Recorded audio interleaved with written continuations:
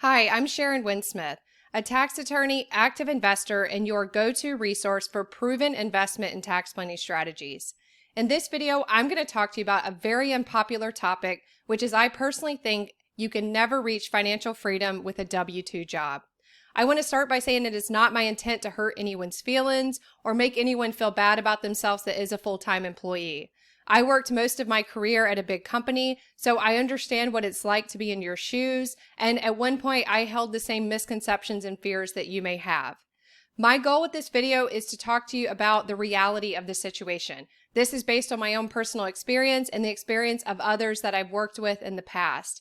Financial freedom is not all about money. I know people who make a huge salary every year that are nowhere close to being financially free.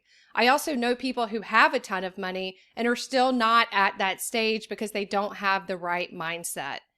But I'm going to talk to you about in this video why I think that you cannot achieve financial freedom with a W-2 job. I know a lot of people are going to come back at me and say, well, what if I work and make a huge salary and save my money and retire early? Sometimes people think of this as a form of the FIRE movement. I've spoken out against the FIRE movement. I actually hate it and what it stands for. I think this concept of that you're going to save your way to retirement just isn't practical and just doesn't work. There's two types of people I see, or two things that I see happen when people try to do the FIRE movement is, and this is the vast majority of people, they try it and then it ends up not working, so they have to come back and start working again, or they are able to fire and retire early, but it takes them till their 50s or 60s to do that. So that's not what I'm about. I'm about achieving financial freedom early in life and building wealth in a sustainable way. So I'm going to talk to you this video about what I think is a truth about the way the world works. So I used to work at a big firm in New York City. Most of the partners, just an average partner at my firm, made over $1 million a year. Many of them, the really good ones, were making a lot more than that, but none of them ever retired early. I live in New York City where lawyers make, $4, $5, $6 million salaries every year, but you never see those people retire before 65. In a lot of cases, they work well past that if their firm lets them. So the reality, or the truth is that if you think you're going to go work somewhere, make a bunch of money, save your money, and then retire, early, I'm here to show you why that just practically doesn't work. So I'm going to walk you through a few different reasons why I think financial freedom doesn't work, or you'll never achieve it if you've got a W-2 job. So this is you over here in the rat race, which I know is a concept from the Robert Kiyosaki book, Rich Dad, Poor Dad, that I'll talk to you a little bit more about later on when I go through my 8 reasons why I think you can't achieve financial freedom with a W-2 job. But this is you. You're in this wheel and it just never ends and you're never going to get out of it. Some of it is more practical, numbers driven, and some of it is more psychological. So I think this is important that you understand this and that we have these conversations because we need to be talking about these concepts. So to start with, the truth of the matter is that you are unlikely to make a big salary in the short term. So I do know, again, I live in New York City. I know people in big cities that are in the professional services business, such as lawyers, sometimes doctors as well, but people that work on Wall Street, some business people in the finance world can make large salaries, but you are not going to get there for a long time. And when I'm talking about a large salary, I'm talking about a salary of over $1 million. So we have to cut through the noise here. If you're looking to retire early in life or, achieve financial freedom, whatever your goals are, you need to be looking at bringing in at least $1 million a year to get there soon. So this is just the practical reality of the situation. Anyone who tells you that you're going to, be able to make a couple $100,000, pay off your student loans and your credit card debt, and then, retire in your 30s or 40s, I just don't think that's realistic. I've never seen it done, really in practice by a lot of people and be successful. So if you're talking about making a big salary that's going to get you to financial freedom, you need to be bringing over $1 million a year. In my experience, even in those jobs, and I know there's some investment bankers and people who just knock it out of the park pretty early in life, but I'm talking about the high salaries like lawyers, doctors, people like that. It's going to take you a long time to reach that point. And I just wasn't willing to be that patient. I didn't want to wait, until I was in my 40s or late 30s to be making that level of money. I wanted to get out of the rat race earlier. Also, again, that's a very few, set number of people. So most of us aren't going to make that much. Yes, I know salaries are much higher, but a lot of people, the vast majority of people watching this video are never going to have a salary of over $1 million. So that's just the fact of life. If you think you're going to go, work at a W-2 company and get a high salary, in the short term, yes, it could happen, but it's very unlikely. So that's something to keep in mind. that you're not going to save your way to retirement. You're not going to save your way to financial freedom. You've got to be bringing in more money, and you've got to be bringing it in earlier in life. That's just a fact. And that's just, based on my experience and the experience of everyone I know that's achieved financial freedom early in life. Also, I don't think this is going to be a shock to most people, but taxes take away 40 to 50% plus of your salary. So W-2 income salaries are the absolute least efficient type of money you can earn. You are paying, if you're in the salary level where we're talking about, you're going to have, the chance at making a salary where you're going to achieve financial freedom, you're in the top tax bracket. So right now you're paying 37%. It's going to go up in a couple years. But, when you add your federal and payroll tax, you're already over 40%. If you live in a state that has state tax, which is quite likely if you're making a high salary, like New York City, California, other states where you can, make a lot of money pretty early in life, then, chances are you're paying a pretty high state tax. So in a lot of cases with your W-2 income, you're paying over 50% of that over to the governments. So that's going to eat into what you have to make. I mean, when I first, quit my job and started my business, I realized pretty quickly that because of the taxes I was paying in New York City on my salary income, I only needed my business to make about half of what I was making to break even at the end of the day. So you cannot ignore the fact that if you're a W-2, making a salary income, it doesn't matter how much you make. You can make, $5 million salary a year, but after taxes, that's really 2.5 if you're lucky. So you cannot forget that fact. That's very important, and it's going to put you on the slow train to building wealth if your way of making money is already cut in half just by the taxes you have to pay. So number 3, you don't have any control. You don't have control over when you're promoted. You don't have control over how much money you make. You don't have control over how much you're paid based on how much you work. When I worked, we were expected to work a lot when our clients, had big projects. So I didn't get paid more in the years that I had to work until 2 and 3 a.m., every night for several weeks because my client was doing $1 billion transaction.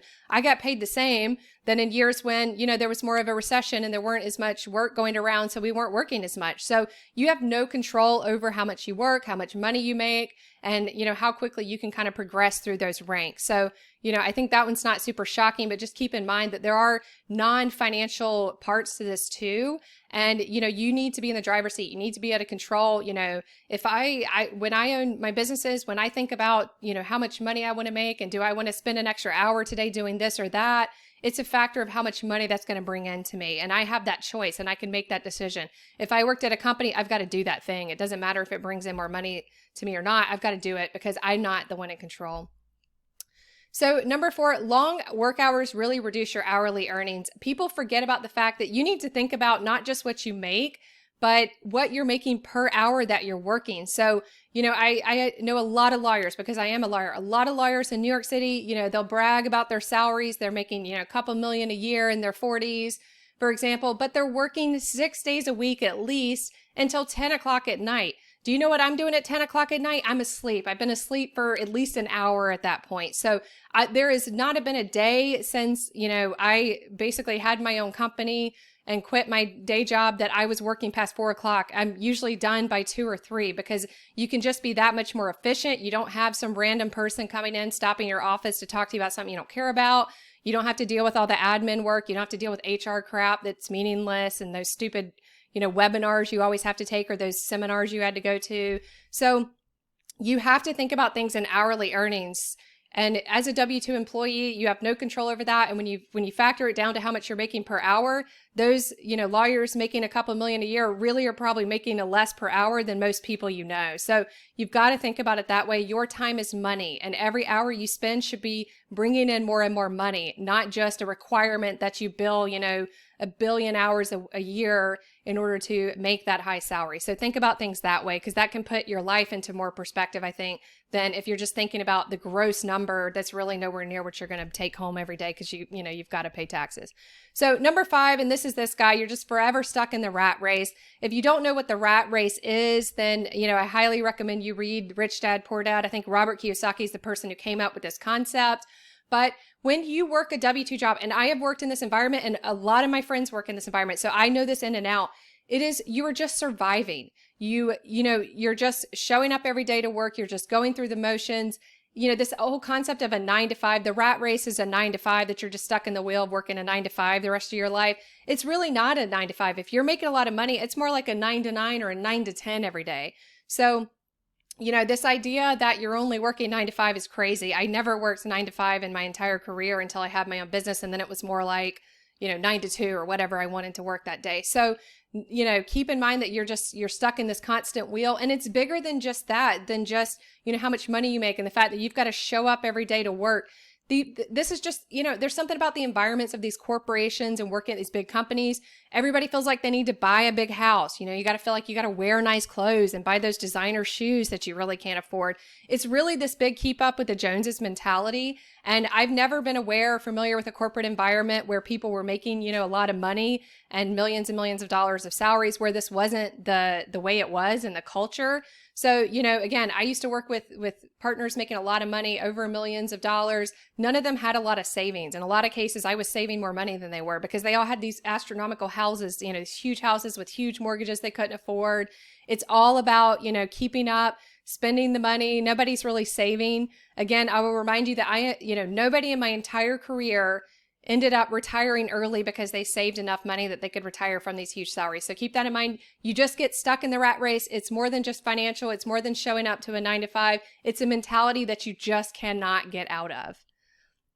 Number 6, and I think this is the biggest one. I think this to me is the scariest part of this, is that your time is required for the income stream. So if you think about it as a faucet and that salary, that salary may seem great to you, but the minute, you can't show up for work, or the minute you just don't want to do it anymore, that salary stops. It stops that next day. So you are not building an asset. You're not building something that can make money in perpetuity. So this video that I'm recording, I'm going to record it one time and I'm done. And that is an asset that will be in existence for the rest of my life until YouTube just ceases to exist, or for some reason I take this video down because I find that it's not, worthwhile anymore. So this is an asset, but you showing up to work every day is an income stream that the minute you don't show up, it stops. So I think that's very scary. You're not diversified if you're doing that, because we all know you can get laid off for something that's beyond your control. Some AI technology could come in and just wipe out and make your job moot and just worthless. And, you could no longer be of use to your company. There's all different types of reasons why that income stream could be cut off. So it's one single income stream that is based on your time. Your time is money. You cannot forget that. Time is money. And if you've got to show up to make that money, then it's not, just a sustainable way to build wealth. It's just not the smart way to do it that we think about in today's time, where it's more about using your time and efforts to build assets that will make money. Number 7 is that you have limited, to no freedom over your time. I've touched on this in other points, but you can't show up to work whenever you want. Typically, and I used to have a pretty flexible work schedule. Nobody was checking when I showed up or when I left, but you had to get your work done, right? So that was part of the exchange of having those freedoms, is that you were responsible. So, I had client calls every single day. I had meetings, the useless meetings after meetings after meetings, and I had to show up for those. I never once in my entire career missed a meeting or was late for a call. So you have no freedom over your time. There's days I wake up. This is very rare because I really love what I do, but there's days I wake up and I just don't feel like it. I'm tired. I'd rather, spend time reading a book. So I just do that. I remember one time I used to work on really big accounts out that the clients had big, big corporate buildings and universities out in New Jersey. So I would commute out of the city to New Jersey a lot of times with some of the, senior partners in my firm to go meet with those clients a lot. We were driving back into the city to go back to the office at 4:00. And this was probably halfway through my work day at that point. And we saw this guy running, he was just running down the streets of Manhattan. And one of the senior partners said, how does that guy have the ability to run at 4:00? Like, what kind of job does that guy have that he can actually run at 4:00? So, that was a big eye opener for me. Is I thought, well, there are people who do seem to have that flexibility. And I can tell you now, 4:00 every day is when I'm doing my second wind workout. So shout out to anyone who's read the 5 a.m. Club, but I am that guy. I'm out there doing whatever I want at 4:00. I'm not stuck to some demand of a boss or some client. I'm doing whatever the heck I want to, and I have complete freedom over my time. If I didn't record this video today, I didn't have to. There's nobody making me do it other than myself and my own desire to fulfill, my purpose in life, which I think is this. So I have complete freedom over my time. And if you really understand financial freedom, and if you're someone who really wants to have a chance at achieving it, you will understand that financial freedom has a heck of a lot more to do with freedom over your time then it has to do with the amount of money you have. So that's very important you understand that. Lastly, again, I think this is probably, in my mind, the second most important point is that you are working so much, you do not have time to invest in yourself. You don't have time to invest in working out and, being in shape. Most people, I never worked out. I worked out like once a year when I worked at a job, in corporate. I tried to, but it's just, you just don't have time. And the last thing you want to do when you've been working till 10, 11, 12 o'clock the night before is wake up and go to the gym. There are people who do this and I applaud them, but it's very few. Almost everyone I worked with was either overweight or underweight. They were really out of shape. The life expectancy of most of the partners wasn't even retirement age. A lot of people, we had a lot of deaths of partners, and even my clients, a lot of deaths, because it's a high stress environment.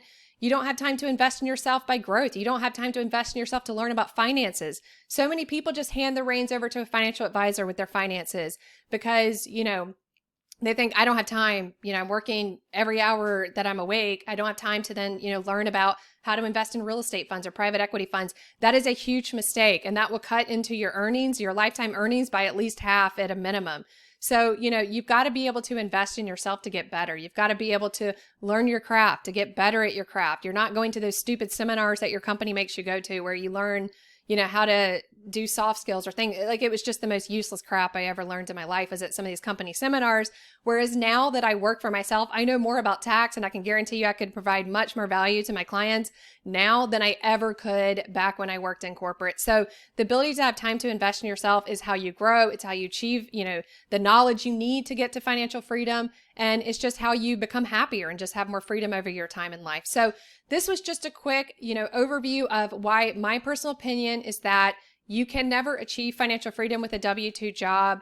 This is my personal opinion. I hope that, this will motivate some of you who are full-time employees to rethink what you're doing, to, think about, is that the right path for you? You can always start a side hustle. You can always buy a business. I know a lot of CEOs of companies, who work in corporate, who also own businesses on the side and build up those businesses in a way that they can quit their day job. So there's all kinds of options available to you, but I just hope, if anything you get from this video is to understand that if you're really looking to build wealth and achieve financial freedom in life, you are going to have a really hard time doing that while you're a full-time W-2 employee.